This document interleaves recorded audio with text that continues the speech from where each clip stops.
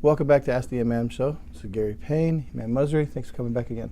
My pleasure to be here. I wanted to ask you something because I was raised as a Southern Baptist. I don't know if you know anything about Southern Baptists. Most people, when they think Christianity, they think the Catholic and the Pope. And usually most people that are Catholic, they want to go to Rome, Italy. And I know that you guys have Mecca. I believe Mecca is like Jerusalem is for a big thing for a lot of the Jews and Christians. And Mecca is huge for you. But what is I don't want to say the purpose. What's the purpose of this going to Mecca? And actually, as a funny thing, I looked at it on YouTube. It looks like a NASCAR race. Like it looks like they're going. I don't know if it's just on the YouTube or the video. It looks like they're going around like 90 miles an hour. What is this purpose, and what are they doing? Well, Mecca is known in the Bible as Becca. Both are used. The name of Mecca describes the city where Abraham took his second wife and his firstborn son Ishmael and his wife Hagar and left them there. And it is the spot where we believe Adam and Eve descended to and met and built the first house of worship on this planet. So in the city of Mecca, now it's a city, several million people live there, but at the time of Adam there was nothing, and among these mountains in between, in the valley of Mecca or Becca, they built a house to worship God, the one God alone. We call that house the cube, the Kaaba, because it is This black thing. Yeah. The black building I saw. Yeah. So it's not black itself. It's covered with, pieces of cloth that are black, that have inscriptions from the scripture, and in gold on black. That building used to be opened where people worshipped on the inside when there were few people. Now, every year, it's open 24/7, 365 days a year. People are there all the time. And the new mosque that's built around it can accommodate about 3 million people. So it's a huge place. It's actually like a city on its own. Sure. And so Muslims from all over the world, throughout the year, they travel there to perform what's called the Umrah or minor Hajj. Hajj is a pilgrimage. And in the end of the year, the lunar year, in the 12th month, we have the Hajj. The Hajj or the pilgrimage, it's about 5 days in the 12th lunar month and starts on the 8th, finishes on the 13th of the month. And millions of people from all over the world, they make the Hajj. Every Muslim is required to do it once in their lifetime. What if they can't? Just financially, or? It is of course, for those who can afford it, those who are physically able to, those who are, free to go. They don't have a government restriction of some sort. So it says, God says in the 3rd chapter that God mandated on the people to perform the Hajj or the pilgrimage, for those who are able to. And that ability is defined by the scholars as physical ability, financial ability, legal ability to travel there. So it's not held against you if you just can't go. Right. If you can't go, and many people can't, they wish to go but they can't, it's obligatory on those who have the means and the ability to go. Now, that pilgrimage is required once in a lifetime, but if you choose to do it more than once, it's accepted, and it's a more blessing. And that Hajj is more or less a human family reunion, where people from Africa, America, Europe, Asia, everywhere, they come together for a grand family reunion, where they celebrate human equality and diversity. So we are all the children of Adam and Eve, we believe in Islam, and we have, been dispersed all over the world, and we try to go and see our sisters and brothers from all over the world. While we're there, we have to go through certain rituals, what you refer to as the racetrack. Racetrack. Around the building, around that Kaaba that Adam built, you're supposed to go around it 7 times. Oh, okay. 7 rotations, Is there a meaning behind that? counterclockwise. Is there a meaning behind that? Well, yeah, if you look at it from a distance, because the structure around the Kaaba is so humongous, there are cameras that you can take pictures and see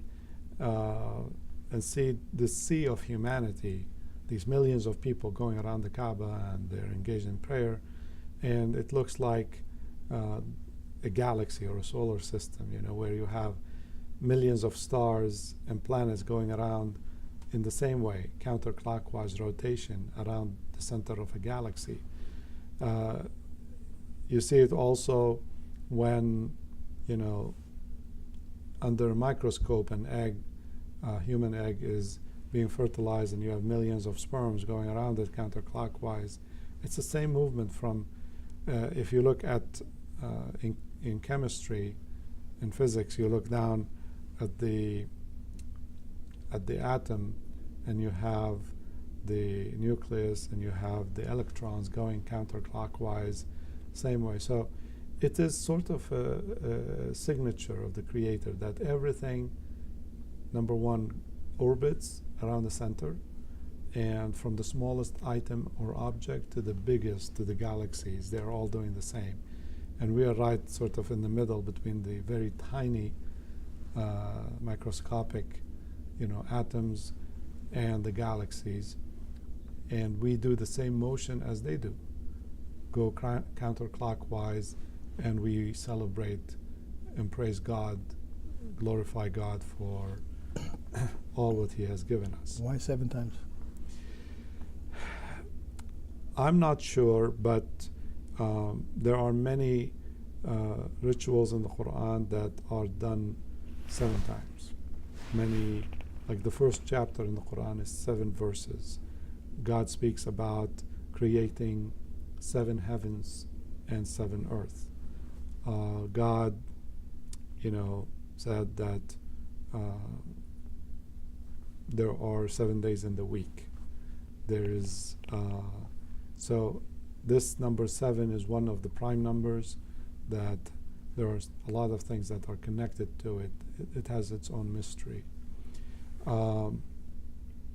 But during the Hajj, not only you go around the Kaaba, but you engage in prayers. So every time 5 times a day the prayer is called, then everybody stops going around the Kaaba, and they, stand in straight lines. So it's a regular mosque also? It's a regular mosque, yes. It's the biggest mosque in the world. So it performs 2 duties, basically? Yes. And the Kaaba is a mosque itself, so you can, if they allow you, you can walk in. So dignitaries, they open the door to it, they go in. It's an empty building on the inside. In ancient times, they used to have 2 doors where people will enter from one and go out from the other, and they pray inside the Kaaba. But now that wouldn't fit for small fraction of the people, so everybody prays outside around the Kaaba. Now the Kaaba has a very important function in Islam, and that is to unify Muslims around the world. Yes, So whenever we pray, wherever we are in the world, we face the Kaaba, we face Mecca. That's anywhere, China? Anywhere. America? So if you are in China, you face, The west. southwest Yeah. or west. If you are in Europe, you're going to face south. If you are in America, you face northeast, because that's the shortest, line to Mecca. So anywhere in the world, you walk into a mosque, the first thing you identify is, where is the direction of Mecca? So they tell you, this is the mihrab, which has the direction of Mecca, and everybody prays in that direction. You're not praying towards this Kaaba, at this Kaaba, you're just praying as a focal point? As a focal point. Okay. Yeah, we don't consider it in itself holy in any way, Okay. but it's a building like any building, but it is the focal point for Muslims worldwide, and it is the one place that Adam built with his wife, and he and his children and generations of humanity have been there, and we believe all the prophets went to Mecca for pilgrimage, including Jesus. I was going to ask you, Jesus? Yes. If you remember in the Gospels, talks about Jesus going to the desert for 40 days. Yes, 40 Okay. days and 40 nights, yes. And well, those 40 days are actually what typically takes someone who is in the surrounding of Jerusalem to go down to Mecca, and Mecca is in the desert, and to do the rituals and come back. Okay? So what people don't realize is Jesus actually didn't just go to any desert or just a desert out there, but he went to Mecca like other prophets before him and after him, and performed the pilgrimage. Now they say there he was tested by the devil. Yes. Well, guess what? When you go to Mecca and you perform the Hajj, there is a place where you stop, where Abraham was ordered to slaughter his son, Ishmael, and in the Christian faith it's Isaac. Sure. Yeah. Here in Islam it's Ishmael, the firstborn son. Isaac wasn't born yet. And the devil actually appears to Abraham 3 times and say, you're crazy, you're going to listen to God and sacrifice your son. And so Abraham would pick 7 pebbles, 7 once again, picks up these pebbles and throw it at the devil. So these are called jamarat, the 3 stations, 3 stops where the devil appeared to him. And we believe the devil did test in the faith of Abraham, the faith of Jesus and other prophets. And, so they did cast. So every Muslim goes and casts the devil at those 3 spots where they appeared. So the Hajj is a conference for peace, a conference for humanity, to know each other, to love each other. And there everybody cannot go in their suit. They have to change to very simple 2 white sheets or towels, Right. okay, that you cover your body with. Yeah, I've seen this. And then you see, in fact, a sea of people, like this ocean of people. They're all dressed the same way, and that's where the differences melt away. If you are rich or poor, you are king or peasant, Everybody's equal. Okay. everybody is equal before God. Actually, I didn't mean to make this longer, but this is a pretty interesting topic. But I think our brother, a long time ago, Malcolm X, I'm not sure what religion he was following, but I think he saw light of Islam when he went to Mecca, I believe. I studied with him Yes, a little bit. back in the 1960s, Malcolm was part of, an African American Nation of Islam group, which they weren't Muslims. They didn't really practice Islam. So immigrant Muslims told him, you don't know what you're talking about. You want to know Islam? Go. So they arranged for him to go to Mecca, and there he met millions of Muslims from all over the world. And the first thing that he noticed, that there was no racial problems. He sat down with German Muslims, blonde hair, blue eyes, and he sat down with white Muslims, and they treated him like he is equal. And he realized that the racism that he was preaching as member of the Nation of Islam was not part of Islam, that Islam prohibits racism. And so he was transformed, to say the least. He came back and said, what I used to say about white people being the devil is all false, it's all wrong. And as a Muslim, I've seen Muslims, white Muslims, I've seen Chinese Muslims, I've seen black Muslims, I've seen Muslims from all over, and this is an American problem, And so he was transformed. He was changed. What is this obsession? I'm sorry for asking this. We probably make this 4-part video, but what is this? It seems like obsession about. It looks like a rock or a meteor. I googled it and looked. It's called a black stone. Yes. What is this? Well, in the Kaaba, in one of the corners near the door, there is this black stone. It's in the very corner. Now, in the time of the Prophet Muhammad, due to a flood, the structure crumbled. So the tribe of Quraysh, they rebuilt the structure, and when it came to this stone, they said, we need someone noble to carry it, put it in its place, and they agreed to let Muhammad do it. This is even before he was commissioned as a prophet by God. And it's believed that, when Abraham was rebuilding the Kaaba, because it crumbled several times throughout history after the flood in the time of Noah. So Abraham was building it with his son, and he was missing this one cornerstone. So the angel Gabriel brought this from heaven, and he put it. It was a perfect fit, perfect match. And Could that be considered a meteor?